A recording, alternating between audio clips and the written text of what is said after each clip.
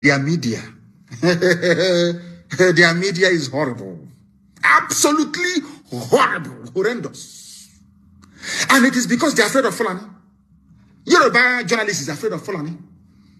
Or should I say they're trying to protect their interest because they know that 2023, in every likelihood, they may rig Tinubu into office. But I want to remind them of this, please. Very, very important. Because anytime Yoruba newspaper writes about IPOB or Mazen Nnamdi Kanu, my humble self, they will say proscribed, proscribed, proscribed. In other words, some people feel that they have something to gain from Nigeria over and above their well-being, their safety, their honor, and their dignity. I have never seen any Yoruba newspaper campaign for the designation of Miyetti Allah as a terrorist group. None whatsoever.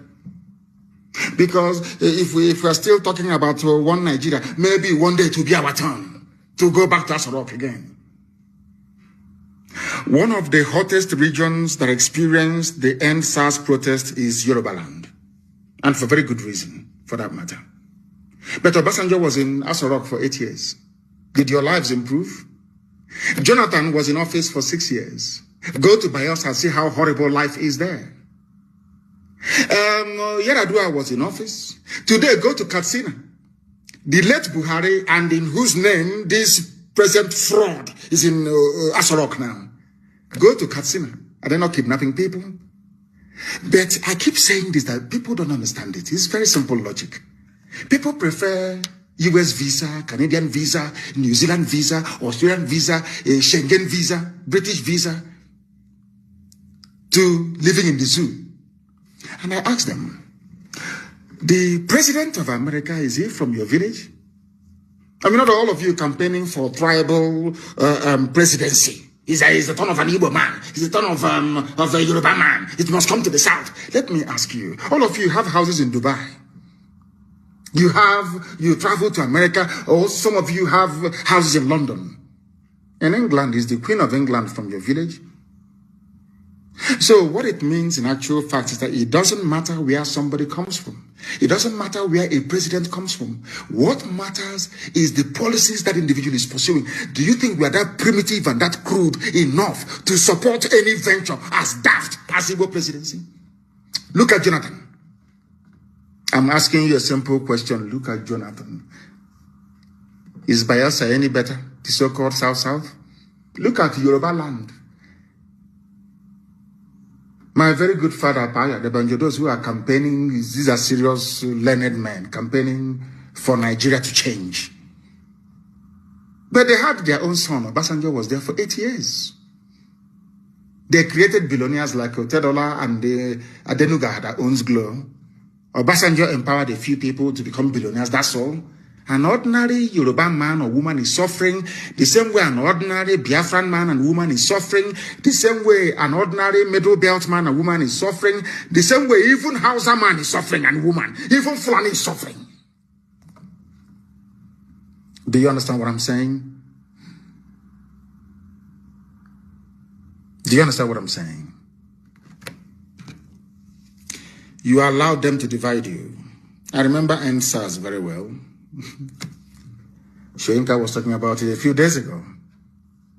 You know, when you come out for a revolution, you must go to the end. No revolution is pretty. Before next time, of course, there's going to be protests next, and we are going to lead it. When next you are planning to come out to protest, before you do so, go and study the history of revolution. Russian Revolution, French Revolution, the Commonwealth, which is Cromwell's revolution in England, and George Washington's revolution in America. You can even read Chairman Mao's revolution. They are not pretty. They are not pleasant, I'm telling you. If you think that revolution is that you come out on the street, you dance to musicians, because you have seen Flavor, you have seen other musicians, you think that it's going to be a carnival, jamboree. No, it is not. They are only starting it.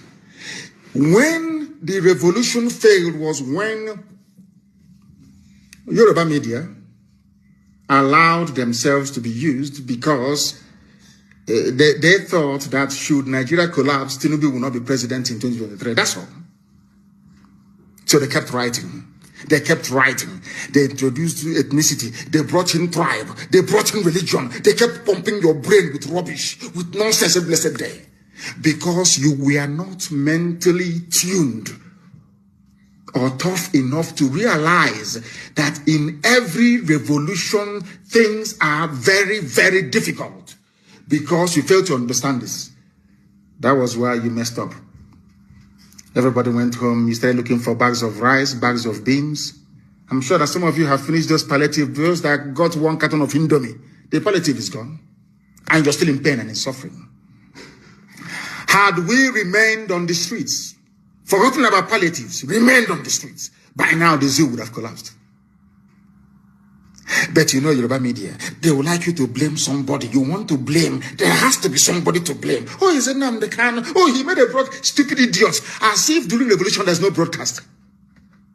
Go and read Chairman Mao in China, the Cultural Revolution. Go and read about the Bolsheviks in Russia. Go and read about Oliver Cromwell. Oliver Cromwell caught the King of England, King Charles I, and cut off his head. You know what he said to Charles before he killed him? I want to prove to you that your blood is not blue but red like ours.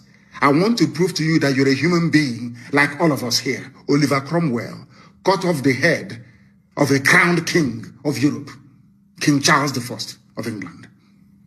Can you imagine people going to what's it called? To Asarok to cut off the head of this little boy from Yusuf Mohammed from Niger Republic. Media will, what they write, oh my God. So a revolution is not pretty. If you're not prepared mentally for a revolution, then don't come out. People were saying that we are breaking into prisons and releasing people during the EndSARS revolution. I said, why not? In France today, they celebrate the Bastille Day. Bastille was a prison.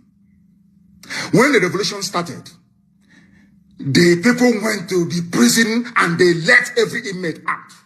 That is called a revolution. You don't know. Oh, they went to prison. They're releasing prisoners, hoodlums and hoodlums. Idiots. They failed to realize that it was a revolution. A revolution. You have finished your two packets of Indomie from warehouse. Typical black people chasing food. Today, where is that food? You have eaten it, you have been to the toilet, it's over. And you're still suffering, you're in pain. And I reminded that was exactly what Che Guevara said when he came to Congo to fight. Che Guevara said, I cannot, when he went back to Latin America, they asked him, why did you come? He said, I cannot stay in Africa.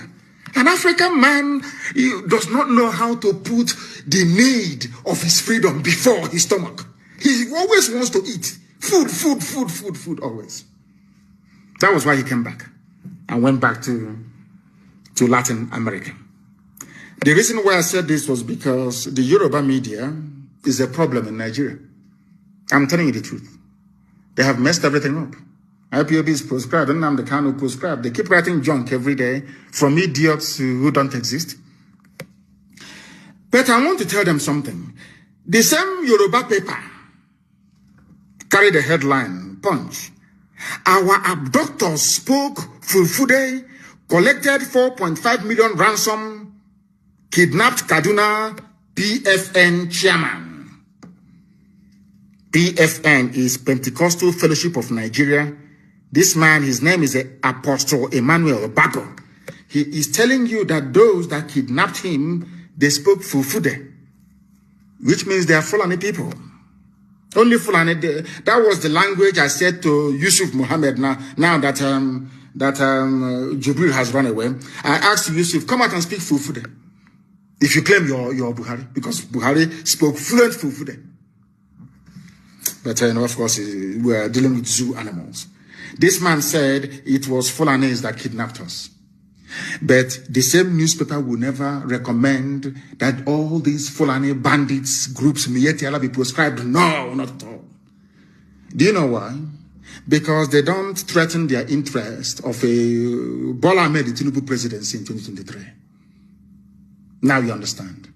These are the type of newspapers and media houses you have in the zoo. They were the ones that came out at the height of the revolution and started writing rubbish. A very famous person talked about, I just want to talk about this End SARS protest for a minute because I've not spoken about it before now. Somebody said they were destroying properties, burning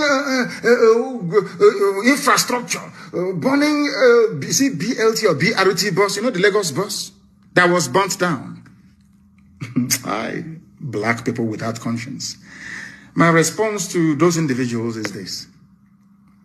They use those buses to transport thugs from Mushi to protest sites to Lekki Tollgate to go and kill and attack peaceful protesters. That was why that very depot was burnt down. But when they write this, they are junk. They never go to the beginning. It's just like DSS, who are every day they keep writing rubbish. Of course, Punch and all these other stupid newspapers, they keep helping them writing rubbish every blessed day. About how I jumped bail, how Nnamdi Kanu is a fugitive. They think if they keep writing it and Google keeps prioritizing it, or somehow when I travel to America to speak to lawmakers, somehow they say, oh, you're a fugitive, I won't talk to you. See, they think that white people are stupid, as stupid as they are. Do you understand what I'm saying? They think that white people are as stupid as they are. The same newspapers, they have the video of the raid of my house when the army came to kill me, as a result of which 28 of my men died. They are aware of it. My cousin died. As a result of it, my father and my mother died of the trauma from it. They know, they have the video. And they go to church, some of them. They go to the mosque, some of them, and they read and they study. They don't know who we are. They don't know that the anointing of the Almighty Elohim is upon us. They have no idea. And when they don't soldier, I said to them, I am in a very wonderful company. Pharaoh went after Moses. Is that true or false? Herod went after baby Jesus. Joseph and Mary took Jesus to Egypt. They fled to Egypt. Prophet Muhammad fled from Mecca to Medina. So I'm in a very wonderful company, you see. Those with the anointing of God, that is how it is. You come to kill them, you cannot kill them. But the zoo newspapers will never write about it. They want to give the world the impression that I had a court case and I don't want to appear. Nigeria need to tell you the wickedness and the evil of the mind of a black man. Very evil. Very evil. And I don't want to blame DSS for what they are doing. They are doing their job, trying their best to be a propaganda organization. They are doing their best. But I want to let them understand, the newspapers in the zoo, Vanguard, Punch, and all these idiots writing junk all the time, that I am in a very good company. When they talk about those who escaped or who survived the state-sponsored assassination, when you mention Moses, you mention Jesus, you mention Prophet Muhammad, then you mention Nnamdi Kanu. Now you understand it, don't you? Those who are killing and abducting you in Kaduna are Fulani people, according to Apostle Emmanuel Bako. But out of fear and timidity, Yoruba newspapers will not write about or write against Fulani Janjaweedism, because they want a pot of porridge in 2023 with Tinubu presidency. Typical black people. When their wives are pregnant, the editor of Punch newspaper, when the wife is pregnant, she will go to America to give birth. And I ask them, in that America you're going to, is Biden that is now coming in a Yoruba man? But in the zoo, Nigeria, you're writing about a Yoruba presidency. It must come to the south. Those morons in the East are writing about Igbo presidency.